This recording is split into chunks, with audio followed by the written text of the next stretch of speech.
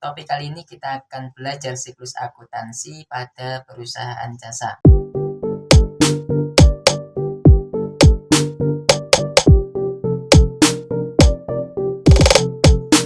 Baik teman-teman, kita mengingat kembali bahwa perusahaan jasa ini merupakan jenis usaha yang kegiatan utamanya memberikan pelayanan jasa kepada konsumen.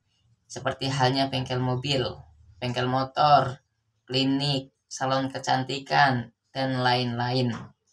Dan pada umumnya, transaksi keuangan yang terjadi pada perusahaan jasa lebih sedikit dan sederhana kalau kita bandingkan dengan perusahaan dagang maupun perusahaan manufaktur.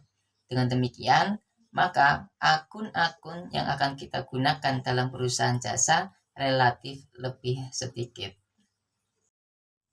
Oke, teman-teman bisa dilihat slide-nya. Ini adalah siklus akuntansi pada perusahaan jasa.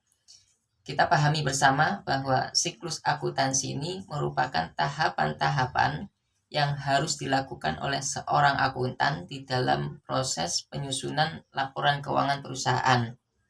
Ya, dimulai dari bukti transaksi, kemudian jurnal umum, posting ke buku besar, neraca saldo sebelum penyesuaian, ada juga ayat jurnal penyesuaian, setelah itu ada neraca lajur, laporan keuangan, ayat jurnal penutup, sampai pada neraca saldo setelah penutupan.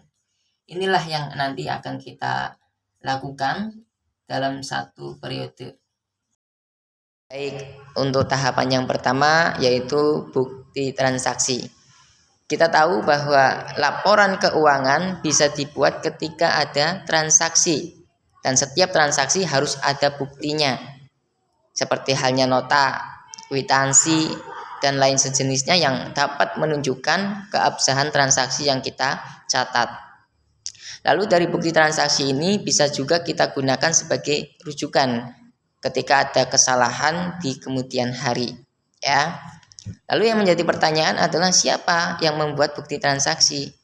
Oke, bukti transaksi bisa dibuat oleh perusahaan sendiri. Dalam hal ini adalah bukti internal.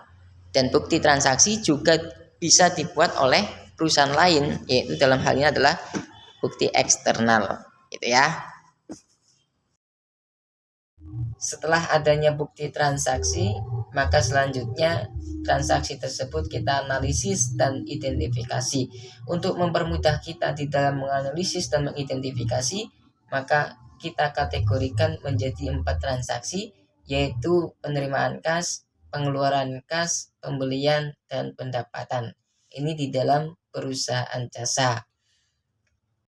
Ketika ada transaksi yang dilakukan secara tunai, maka masuk ke dalam kategori penerimaan kas maupun pengeluaran kas. Tergantung bagaimana transaksi tersebut. Kita lihat kembali apakah transaksi itu menerima uang atau justru mengeluarkan uang. Dan ketika ada transaksi yang dilakukan secara kredit, maka masuk ke dalam kategori pembelian ataupun pendapatan. Kita melihat kembali nanti transaksi itu apakah dilakukan untuk pembelian secara kredit atau mendapatkan hasil ya sebagai pendapatan kita tetapi secara kredit. Nah, ini adalah contoh bukti transaksi yang masih kosong ya. Dan ini dari perusahaan salon cantik juga ada bukti transaksi.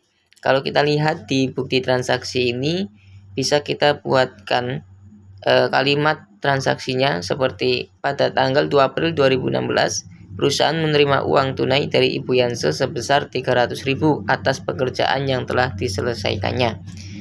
Jadi teman-teman ingat ketika ada transaksi yang tidak menjelaskan apakah itu kredit atau tunai, maka kita anggap bahwa transaksi tersebut dilakukan secara tunai.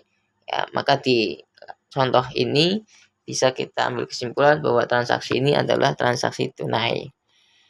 Berikutnya dari Riko Konsultan. Kalau kita lihat dari bukti transaksi yang ada, maka bisa kita buatkan kalimat transaksinya seperti pada tanggal 5 Agustus 2006, perusahaan melunasi hutangnya kepada Angga dan CO sebesar 1 juta.